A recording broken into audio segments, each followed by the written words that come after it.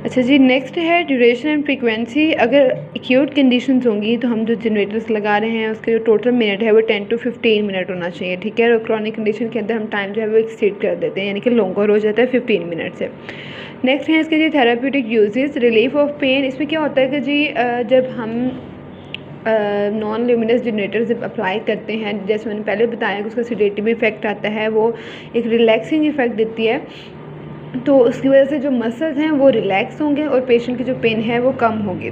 Second चीज़ कैसी होती है कि पेन जो है वो समटाइम्स ऐसा होता है कि आपको जो मेटाबॉलिक वेस्ट है उनकी एक्यूमुलेशन की वजह से, उनके इकट्ठा होने की वजह से ये पेन हो रही होती है। तो जो आपके ये जनरेटर्स की जो रेज हैं वो उसको वेस्ट को रिमूव करती हैं और उसकी वजह से भी पेशेंट की जो पेन है वो रिलीफ हो जाती है, ठीक है।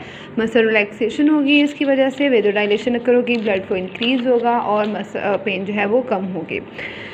उसके बाद इसमें अच्छा जी जॉइंट प्रॉब्लम्स को इस तरीके से डिस्कस किया है इसमें कि आपकी जो क्रॉनिक कंडीशन हैं लाइक आर्थराइटिस वगैरह है, या आपकी बैक पेन की कंडीशंस आ रही हैं जैसे, या आपकी कार्पल टनल सिंड्रोम है, ठीक है। इस टाइप की कंडीशंस के अंदर या कोई भी इन्फ्लामेटरी कंडीशन के अंदर भी आप जो है IR ट्रीटमेंट देते हो। क्यों? क्योंकि ये इन्फ्लामेशन को रिड्यूस करती है, ये पेन को कम करती है, मसल को रिलैक्स करती है, ठीक है। तो पेनफुल कंडीशंस के अंदर या इन्फ्लामेटरी कंडीशंस के अंदर आप इसको यूज़ कर सकते हैं। अच्छा जी, इसके डेंजर्स जैसे मैंने पहले भी मेंशन किया है पीछे कि आपने उसकी हीट का ध्यान रखना है कि आपकी उसकी जो हीट है वो इतनी एक्सीड ना कर जाए कि पेशेंट को बर्न वगैरह हो सके, ठीक है।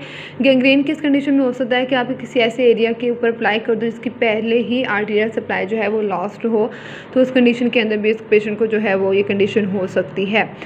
पेशेंट का ब्लड फ्लो इतना डिक्रीज़ हो जाए, उसको स्वेटिंग ना हो रही हो, आपकी हीट इतनी एक्सीड कर गई है कि पेशेंट का जो ऑक्सीजन लेवल है वो कम हो गया, हाइपोक्सिया हो गया, तो उसके बाद पेशेंट को फेंटनेस हो सकती है। लेकिन ये सिर्फ तब होगी जब पेशेंट सडनली अपनी उस पोजीशन से उठेगा एकदम जिसमें वो ट्रीटमेंट ले रहा था, जिसमें वो पहले बैठा हुआ था, उसे एकदम पोजीशन चेंज करेगा तब हो सकती है, ठीक है। और आई इंजरी कैसी होगी कि वो रेज जो है वो आई को डैमेज कर सकती हैं, तो आपने ट्रीटमेंट देते वक्त आइज़ को जो है वो प्रोटेक्ट लाजमी करना है। कॉन्ट्राइंडिकेशन इसकी ये है कि कोई भी ऐसी कंडीशन जिसमें पेशेंट को मेटल इम्प्लांट किया गया हो, उस पेशेंट के अंदर आपने ट्रीटमेंट ये वाला IR का ट्रीटमेंट नहीं देना, ठीक है। दूसरा, आपने स्किन सेंसेशन लॉस्ट हो तब भी नहीं देना, ताकि वो आपको बता तो सके कि उसकी हीट ज़्यादा हो रही है या कम हो रही है, ठीक है। मेंटल रिटार्डेशन की कंडीशन हो तब भी आप उसको जो है ट्रीटमेंट ये वाला नहीं दे सकते, ठीक है। आपकी स्किन की इंजरी ऐसी है कि वो उसमें आपको लगेगी इस IR ट्रीटमेंट की वजह से उसको इरिटेशन बढ़ जाएगी, तब भी आपने उसको जो है नहीं देना। थैंक यू जी। कुछ ना समझ आए तो आप कमेंट करके पूछ सकते हैं। जज़ाकल्लाह खैरन कसीरा। अल्लाह हाफिज़।